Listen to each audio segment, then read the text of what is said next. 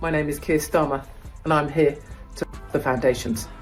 When I became your Prime Minister, not only did I get new hair and glasses provided by a donor who now has full access to 10 Downing Street and my bedroom, we were promised three things. Number one, we would be fully costed and fully funded. We're so fully funded and fully costed, we're essentially just like... Hopkins just obliterated Keir Starmer for being, without question, the most pathetic excuse for a leader Britain has ever seen. 3 million people, yes, 3 million, have begged him to pack his bags and leave Great Britain before he drags it into the abyss. But no, this political anaconda refuses to loosen his grip, squeezing the life out of a nation already gasping for air. My name is Chancellor Rachel Reeves, ceramic bobhead, hair by Lego, dress by Lord Ali, fresh from Keir Starmer. Raising taxes wasn't enough for him. Now he's decided to ruin Christmas by banning freezing this Christmas, the one thing bringing a bit of joy to people freezing in their homes. It's almost impressive how Starmer manages to find new ways to alienate his own citizens. Every decision he makes is another nail in his political coffin, yet he still clings on, oblivious to the fact that his own people have had enough. Britain deserves better, but Starmer won't leave until he's utterly broken it. In other news, Labour have decided to cancel local elections because Reform are going to win all of them. Expect to see a lot of words explaining this and a lot of wiggling and a lot more of Angela Rayner with her terrible pronunciation and her ginger growler. Keir Starmer just got obliterated, no, annihilated, on live TV by Hopkins. And let me tell you, it wasn't just a takedown, it was a verbal execution. She shredded every ounce of credibility the man had left, leaving him looking like a deer caught in the headlights of a bus called accountability. Starmer's leadership is a full-blown disaster, and Hopkins made sure everyone watching knew it. Let's start with the internet meltdown. Over 3 million people signed a petition demanding a general election. Not 3,000, not 300,000, 3 million. That's the population of an entire country telling Starmer to pack his bags and never come back. But, and you can't just brush that off as trolls on the internet, this is the collective scream of a nation that's had enough. Hopkins didn't just stop there though. She rolled out a parody song, Freezing This Christmas, and it wasn't a cute holiday tune. It was a lyrical sledgehammer aimed right at Starmer's failed policies. 1 million downloads later, it's clear that people are tired of singing Silent Night when their homes feel like iceboxes. Now, let's get into the real horror story, the pensioner crisis. Starmer's government thought it was a brilliant idea to slash winter fuel payments while energy bills shot up by 37%. Elderly people, I will crush you. I will take your bus passes, I will take your heat, and I will take the joy from your life, and you will die early, because the way we can ease the burden on the NHS is by crushing people who don't typically vote for us. And the worst is yet to come. This is Starmageddon. The worst is yet to come. Where are elderly people supposed to get an extra 150 quid or 1,500 or 2,000 or whatever their extra bill is, right? 300 pounds. Where are they supposed to rustle that? What would you like them to do? So, what does that look like for the elderly who've spent decades building this country? It means they're wearing thermal jackets indoors, huddling under blankets, and staying in bed until noon because turning the heat on is now a luxury. Hopkins painted this bleak reality in full colour, and honestly, it's the stuff of nightmares. 500,000 pensions frozen worldwide, leaving retirees stranded without the financial support they deserve. How do you even begin to justify that? You don't. You just sit there and hope people stop noticing. Spoiler alert, they won't. And let's talk about grocery shopping, shall we? Hopkins shared stories that would make your blood boil. Pensioners walking into supermarkets, picking up food, checking the price, and quietly putting it back because they can't afford it. Let that sink in. These aren't luxuries, we're talking basic necessities. But Starmer's government decided cutting £300 per household in heating allowances was a great move. Because who needs warmth when you can just suffer in silence, right? At this rate, hypothermia isn't a risk, it's practically a government mandate. Oh, but the betrayal doesn't stop there. Remember Starmer's grand promise back in 2019? He and Angela Rayner swore on their political careers that they wouldn't raise taxes on working-class families. Fast forward to now, and those same families are choking under skyrocketing taxes. Inflation is at 11.5%. Yes, double digits. And households are being squeezed so hard, they're practically screaming for mercy. Says he's prepared to make some unpopular decisions. But beware of this, it's a sleight of hand. Because we can all live with some unpopular decisions. It would be unpopular not to give 11 billion to Africa if you're a massive greenie. It would be unpopular with the doctors if you decided to say, actually, we can't afford to pay you more. You get more when you're a consultant, so just hang in there. It would be unpopular with his Muslim massive if you were to say, do you know what, if you've got more than one wife, we're going to tax you on the number of wives you have. Those things would be unpopular, but maybe they'd be quite reasonable or rational. What he means when he says unpopular is irrational, unreasonable. For the 2.3 million families relying on benefits, these tax hikes are the difference between surviving and falling off a financial cliff. And while they're struggling, where's the money going?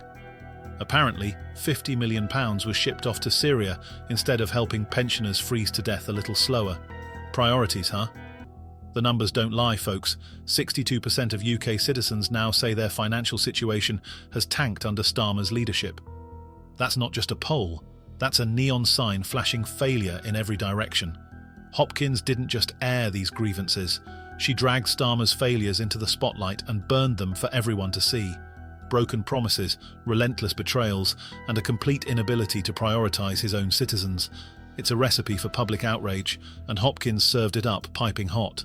Keir Starmer is drowning, and Katie Hopkins just threw him an anchor. First off, Freezing This Christmas. A parody song. A harmless little jingle, right? Wrong. This thing didn't just hit the iTunes charts, it bulldozed its way to number 1, leaving Starmer and his government scrambling to control the fallout. And the BBC? Oh, they went full damage control mode, slapping the song with a ban like it was a national security threat. Seriously, a Christmas parody song had them running for cover. What's next? Outlawing memes? And then there's Jeremy Kyle, who jumped into the chaos like a wrecking ball of truth. He didn't mince words, calling out Starmer's government for what it is, a circus act in a dictatorship costume. According to Kyle, banning the song wasn't just censorship, it was a full-blown attack on free speech. And the irony? This government is so fragile that a cheeky holiday tune feels like a nuclear strike. Meanwhile, Martin Dorney turned the volume up, literally. Freezing This Christmas by Sir Keir and the Granny Harmers, 79p on iTunes. It is going to be Christmas number 1. It is incredibly awkward for the establishment who don't want to acknowledge it. The BBC won't acknowledge it. They'll try and rig this thing harder than a Strictly Come Dancing competition with a disability contestant and a gropey guy from Wales. But regardless, this is how the British people win, by pure belligerence. And let me tell you, laughter is one of the most powerful weapons that we have. So do go to iTunes, trending. The guy blasted Freezing This Christmas outside the BBC headquarters, loud enough to make sure even Starmer heard it from his cosy office. If there's one thing Starmer should have learned by now, it's that you can't silence millions of fed-up citizens by hitting the mute button. But let's dig into the heart of this mess, the rotten core of Starmer's so-called leadership. His administration reeks of desperation, clinging to power by silencing dissent instead of solving problems. Censorship isn't just a bad look, it's a flashing neon sign that screams, "I've got no answers." The collusion between his government and mainstream media, it's giving full-blown dystopian vibes. Forget Orwellian novels, even they wouldn't have written a character this inept. The people aren't buying it. 3 million Brits have signed a petition demanding a general election. That's the population of Wales, united in a single demand: Starmer, get out. And what does Starmer do? He ignores it. Leadership? Don't make me laugh. Starmer doesn't lead, he reacts. Housing crisis? He waits until the headlines get too loud. Soaring energy costs? He scrambles for a half-baked solution that barely scratches the surface. It's like watching someone try to fix a leaking dam with duct tape. Here's a number to chew on. 58% of voters think Starmer's government is out of touch. Frankly, I'm surprised it's not higher.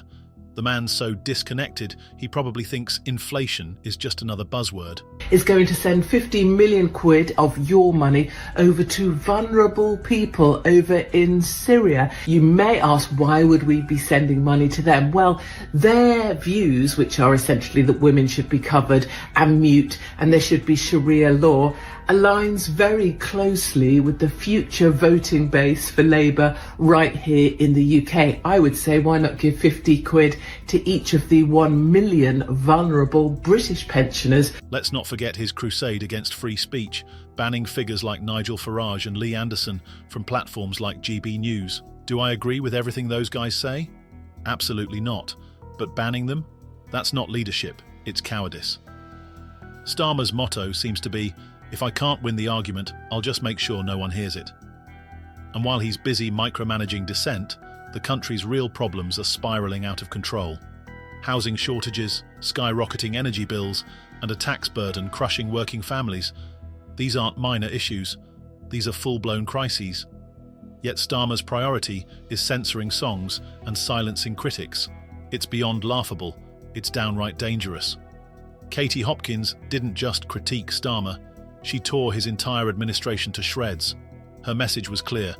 The British people are done. They're done with the excuses, done with the censorship, and done with a leader who's more interested in controlling narratives than fixing problems. We are wondering, when does it stop? And it doesn't look like anytime soon. Keir Starmer and his Labour government have just passed something that takes away 300 quid from our elderly that they use to heat their homes. This will kill old people this winter. They will die because of this, and yet every single Labour MP voted for it apart from one, and 50 of the cretins decided to abstain, thinking this would somehow absolve them of their sins. No, it doesn't. If there's one thing worse than being a coward in public, it's being a coward and spineless in private. I spit on all of you, and you can arrest me for that all you want. Over 40% of voters now openly question the Labour Party's direction under Starmer. That's not a warning sign. It's a full-blown siren. And let's talk about freezing this Christmas one last time. This isn't just a song anymore, it's a rallying cry. It's proof that the truth can't be silenced, no matter how hard Starmer tries. The louder he tries to shut it down, the more people tune in. Hopkins didn't just expose Starmer, she obliterated him. His leadership isn't just failing, it's imploding.